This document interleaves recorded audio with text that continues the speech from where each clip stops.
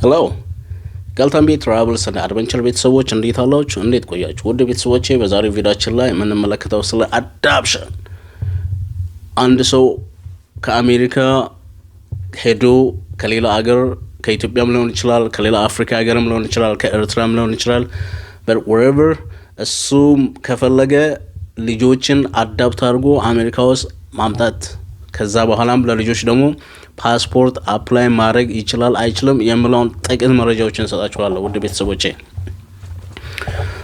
ቀጥታ ወደ ጉዳይ ከመግባቴ በፊት ያው እንደተለመደው ይህንን ቻናል ላይክ፣ ሰብስክራይብ እንዲሁም ሼር በማድረግ የበለጠ ቤተሰብ የሆኑ ውድ ቤተሰቦቼ በጣም ጠቃሚ መረጃዎችን በተለይ ስለ ፓስፖርት እማውቀውን ይዤ ሁሌ ከችላለሁ። ፕሊዝ በባለፈው ቪዲዮቼ ላይም ይህንን ፕሮግራም ለምን በተከታታይ እንደሚሰራ ምክንያቶቼን ገልጬላችኋለሁ። እኔ በዚህ ስራ ላይ ቢያንስ ወደ 7-8 ዓመት የስራ ልምድ አለኝ።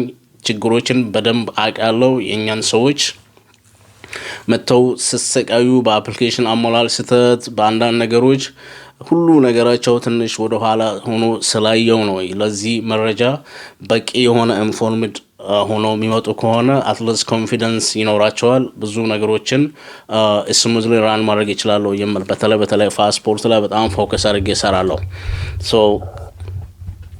እና ውድ ቤተሰቦቼ በዛሬው ቪዲዮአችን ላይ ደግሞ የሆነች አጭር መረጃዎችን እሰጣለሁ። ርዕሱ ላይ እንደነገርኳችሁ እኛ ከፈለግን ልጆችን አዳፕት አድርገን እዚህ ፓስፖርት እንዲያገኙ ማድረግ እንችላለን። ነገር ግን እኔ ከእስራኤል ልምድ አንጻር ብዙውን ጊዜ አበሻዎች ልጆችን አዳፕት አድርገው ሲያመጡ እኔ ገጥሞ ያውቅም። በጣም የቆየ ኬዝ ምናልባት 3-4 ዓመት በፊት ይሆናል። ያኔ እንደውም የፓስፖርትን ፕሮሰስ ሂደቱን ምናምን በደንብ እኔ ራሱ ገና በጣም ትሬኒንግ እያደረኩ ነበረ፣ በደንብ አላውቅ ነበረና እንደዛ አስታውሳለሁ። ያ እንደዚህ አይነት ኬዞች 2 ኬዞች ገጥመው ነበር። እኔ በጣም ደንቆኛል በሰዓቱ። ለካ የኛም ሰው ልጆችን አዳፕት አድርጎ ማምጣት ይችላል የሚል ስሜት ነበር ማለት። ከዛ በኋላ ግን ብዙ ኬዞች ገጥመው ያውቁም። ነጮች ግን ኤቭሪ መንዝ ማለት ይችላል ቢያንስ እኔ ከአንድ ወር ወይ በአንድ ወር ወይ በ2 ወር 1 ወይም 2 ኬዞች ሁሌ ይገጥሙኛል አዳፕት ይችላል። ባይ ዘ ዌይ እነሱ ደግሞ አዳፕት የሚያደርጉት ከሌላ አገር ብቻ ሳይሆን ኢቭን ከዚሁ ከአሜሪካ ራሱ ብዙ ልጆችን አዳፕት አድርገው ጋርዲያን ሆነው ይመጣሉ። ኦኬ ፉል ኮስተዲ ሆነው ይመጣሉ። አዳፕቴሽን ልጆችን አዳፕት አድርጎ ማምጣት which is በጣም ሂዩማኒቲን የሚያሳይ ነው፣ መልካምነትን የሚያሳይ ነው፣ ደግነትን የሚያሳይ ነው። እኔ መጥፎ ጎን የለውም ብዬ አልልም፣ ግን እንደው አብዛኛው ጥሩ ነው ብዬ አስባለሁ። እንደዚህ አይነት ነገር ውስጥ የኛ አበሻ በጣም ፓርቲሲፔት ባረግ። ሌላው ስለ አዳፕሽን ማወቅ ያለባችሁ ልጆች አዳፕሽን የሚደረጉት የግድ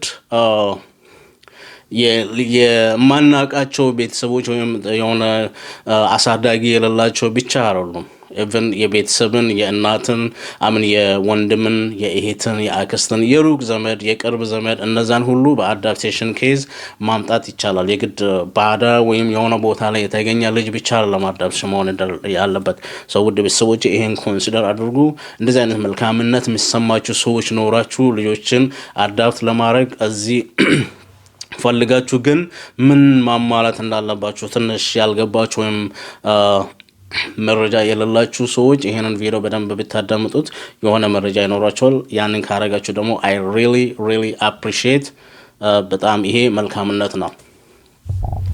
ኦኬ ውድ ቤተሰቦቼ ይሄን ካልኩኝ ምን አይነት መስፈርቶች ያስፈልጉናል አንድን ህፃን አዳፕት አድርገን አምጥተን ለልጆቹ የሲቲዝንሺፕ እንደውም ፓስፖርት የምናስገኘው ምን ብንከተል ነው የሚሉትን ጥቂት መረጃዎችን አካፍላችኋለሁ። የመጀመሪያው ያንተ የፐርማነንት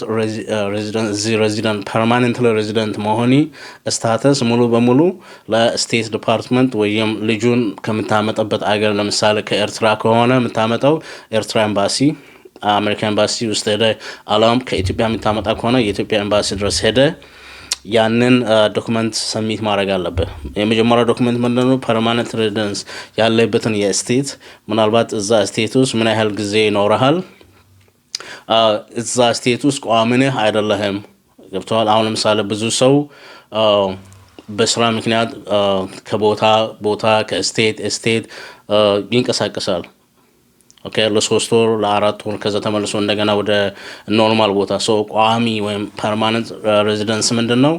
ጀስት አሜሪካ ውስጥ ብቻ የሆነ ስቴት ውስጥ አንተ በቋሚነት ነዋሪ ከሆንክ ቴምፖራሪ ወይም ላይክ በስራ ፍቃድ ማትኖር ወይም ስኮላርሺፕ አግኝተህ ተማሪ ሆነ አንተ ፐርማነንት አይደለህም። ምናልባት ትምህርት ጨርሰህ ከዛ በኋላ አሳይለም ካረክ ነው ፐርማነንት። ያ ኬዝ አይደለም ማለት ነው። ፐርማነንት የሚባለው አብዛኛውን ጊዜ በግሪን ካርድ የሚወጡ ሰዎች ፐርማነንት ሬዚደንት ነው የሚባሉት። እንደዚህ አይነት ሁኔታ ውስጥ ያላችሁ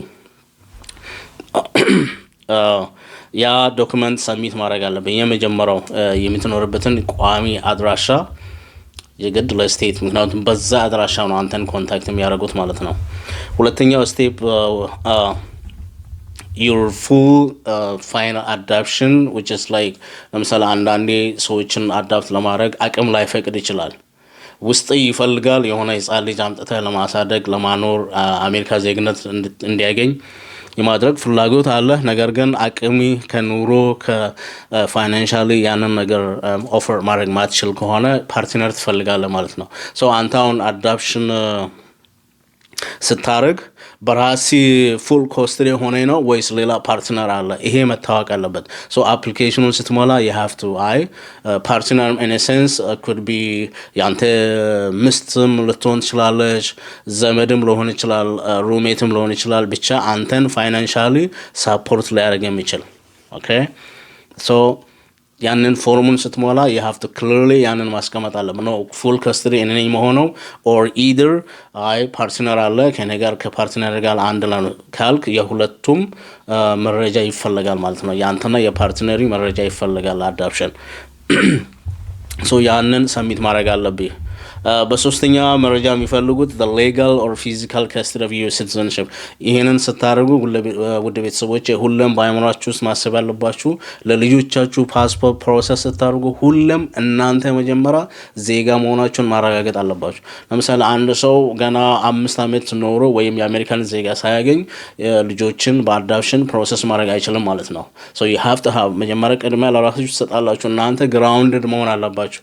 እናንተ ዜጋ ከሆናችሁ በኋላ ያላችሁን ደግነት በሌሎች ላይ ማሳየት ትችላላችሁ ማለት ነው።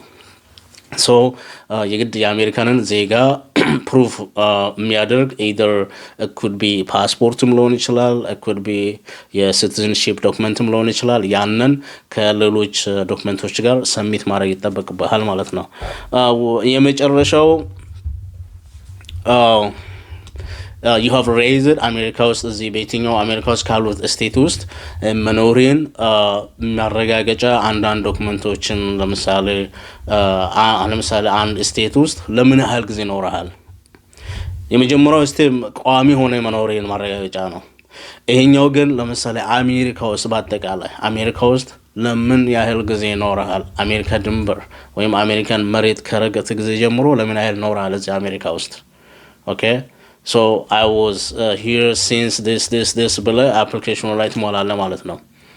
ያንን እነሱ የሚፈልጉት ድንገት አንድ ሰው 2 ዓመት 3 ዓመት ብቻ ኖሮ ልጆችን አዳፕት አደርጋለሁ ብል አይፈቅድም ህጉ። ምክንያቱም you have to have like at least 5 ዓመት በግሪን ካርድ ከመጣ 5 ዓመት ኖረ የአሜሪካን ዜግነት ካገኘ በኋላ ነው ሲቲዝን የምትሆነው።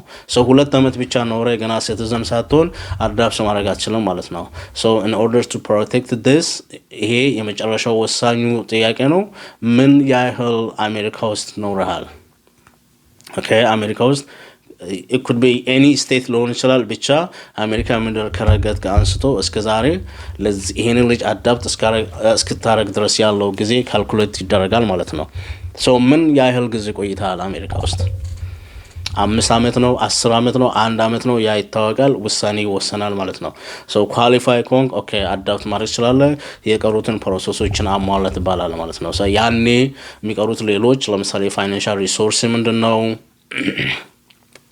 የምትኖረው አፓርትመንት ነው ሃውስ ውስጥ ሆነ ነው ልጆች አዳፕት የምታረገው ምንድነው? እነሱ ቀጥሎ የሚመጡ እነዚህ ሰከንደሪ ኢቨንቶች ናቸው ማለት ነው፣ ዶክመንቶች ናቸው ማለት ነው። እነዛ የምትሞላው መጀመሪያ ላይ የግድ እነዚህ አራቱ ያስፈልጋል ማለት ነው። አዳፕት ማድረግ በጣም ሰብአዊነት ነው። እውነት ለመናገር በጣም መልካምነት ነው። እኔ በጣም ነው የሚቀናው እኔ በጣም ነው የሚቀናው።